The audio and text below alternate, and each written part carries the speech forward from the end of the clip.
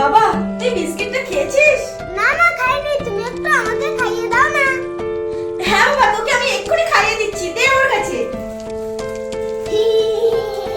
এ কি বাবা,